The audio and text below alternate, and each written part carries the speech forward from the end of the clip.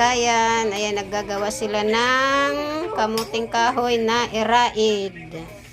Yan, suman in Tagalog or kakanin. Yan, ang galing nila anong tawag niyan? Magbalot. Yan yung nagawa na nila.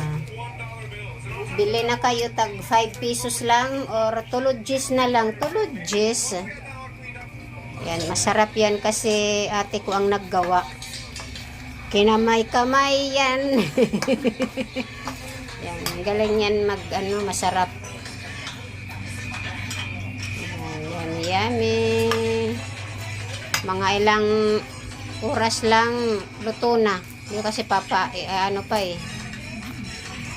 Yung isa naman.